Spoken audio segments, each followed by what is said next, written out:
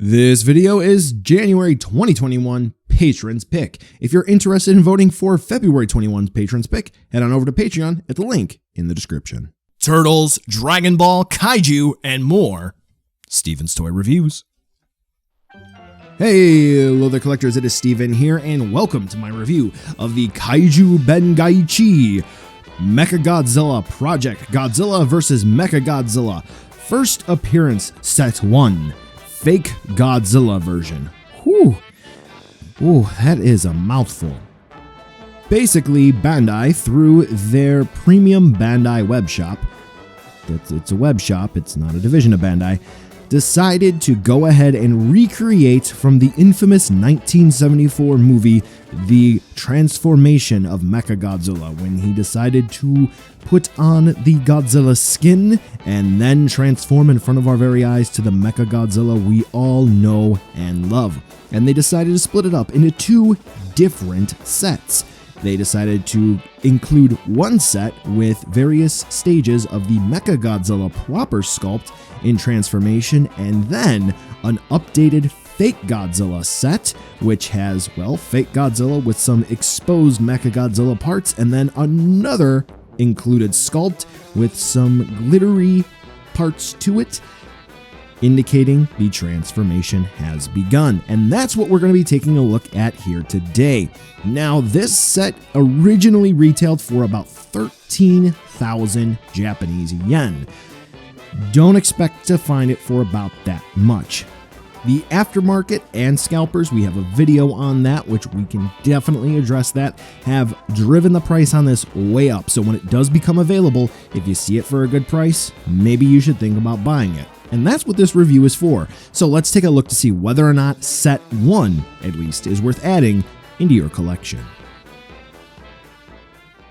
So figure 1 is going to be the Fake Godzilla with the exposed Mechagodzilla parts, and figure 2 is going to be the Fake Godzilla with the glitter in the vinyl. So we'll go ahead and take a look at figure 1 here. And realistically speaking, it is a very, very accurate representation of Fake Godzilla. And it's actually a much, much better improvement over the old Bandai vinyl that was released. This one actually does look like the Fake Godzilla suit that we did see in the movie, instead of just reusing that particular movie's suit or the proper Bandai vinyl and just slopping on some silver in just resculpting that one particular area. Nope, it's a whole brand new sculpt from the ground up. And also of note, the Kaiju Bangaichi stuff is a bit bigger, which we'll take a look in the scale section. So, of course, they had to do a new sculpt from the ground up. And I do have to say, aside from not particularly perfect masking, which I don't think I've ever seen on a figure, the overall paint here for figure 1 does look very good. Unfortunately, because of the claws, both on the hands and on the toes, they are, well, pointed parts. They're not going to be perfect if you do happen to get this second hand. Mine, unfortunately, has a couple of scuffs here and there, but realistically speaking, that comes with the territory, so I'm not that upset with it. The dorsal plates look fantastic as well. One thing about some of the Showa suits that is actually kind of charming is they kind of look like they're inflated, and they really were able to capture that vibe here. The paint application is pretty straightforward and simplistic, nothing really to write home about, but it does overall look good. And also to take note of, the exposed Mechagodzilla parts, those are pretty nice as well, and we'll also take a look at those on figure 2. So all in all, for this version of Fake Godzilla, it does look very good, and if you just prefer the normal, quote-unquote, Fake Godzilla, this is a great representation of that design. Figure 2 is going to have an identical body mold to figure 1. So what you're seeing here for the main portion of the figure, it's exactly the same except for the arms. On figure 1, he's sort of in a little bit of a battle pose, but for figure 2, his arms are straight down, similar to how Mechagodzilla is throughout the movie, sort of in that karate chopping pose all throughout, because his hands are kind of straight because he's got the fingertip missiles, and that's kind of what we get to see here, because you can see that his fingers are kind of straight as well, kind of looks like he's hiding something in there. I wonder if in today's day and age, we're able to get better technology. But that'll be a discussion to be had later on.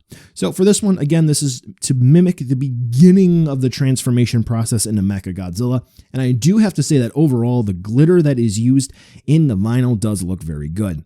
The arms are a new sculpt compared to figure 1, so as we'll see here in a bit, you can swap them, and they do overall look very nice. So nothing really to write home about except to talk about the transformation part on the main body, which is actually done rather seamlessly. I'm kind of surprised that there isn't sort of a bleed over effect or something that went a little screwy. They actually did a pretty good job. So congratulations, Gashapon department. You did good. Yes, that's right. I said Gashapon department. You know, Gashapon. The little vending machine sort of toys. Yep, they do these. Yep. One thing that I will note, and the tip of the tail does show this already, these did not come out that long ago. The release date was October 20th, 2020. Yellowing of that translucent vinyl for figure 2. Oof. Yeah. So if you get this used, maybe see if you can get an actual picture of figure 2 and look at it very closely. Not good in the long run, but overall, very impressive. Figure 1 is actually going to come with a tag. We're just going to go ahead and throw it up on the screen and just talk over it. Figure 2 doesn't come with a tag at all. This is also true for set 2 with the 3 Mechagodzilla figures. Do you want me to touch on that? Do you want me to review that? I don't have it. Let me know in the comments if you'd like to see that. And for that set, only one of the figures comes with a tag as well. So if you do get this set and you're trying to figure out why you only get one tag, well, this would be why. And it's kind of odd that they would have boxed figures with a tag. I don't know. We're kind of past that stage now. But anyway, let's go ahead and take a look at the articulation, which for figure 1, because it is going to be using the normal type of vinyl, it's going to be a bit more difficult to get full rotation out of the hips.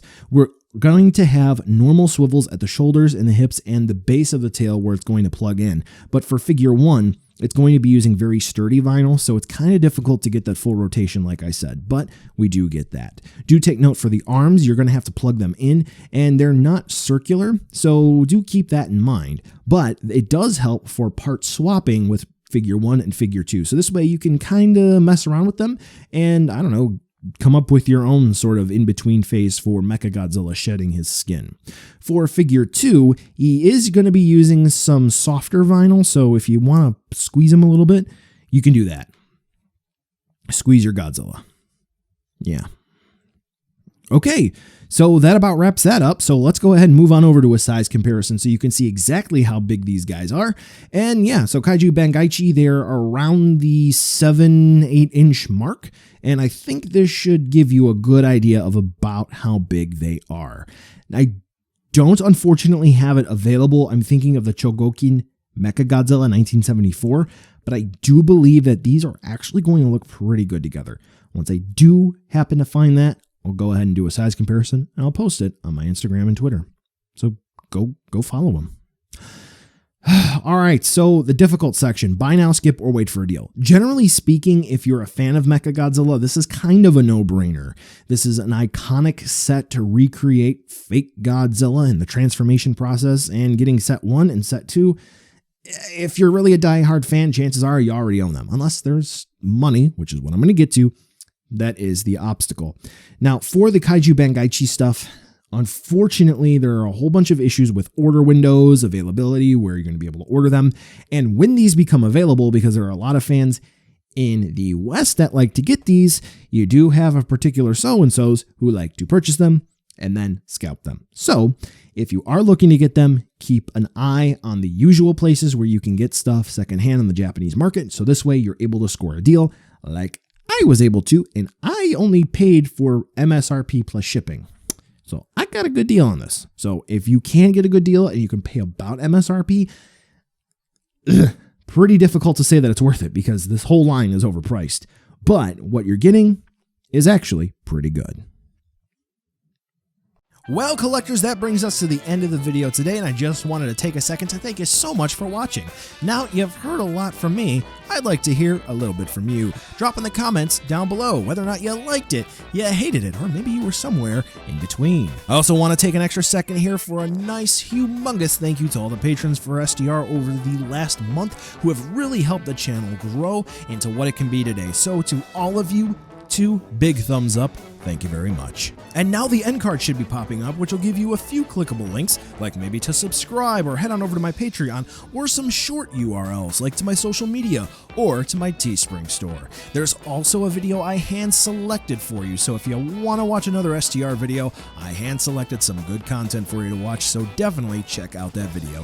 Thank you again so much for watching, and I'll catch ya in the next video.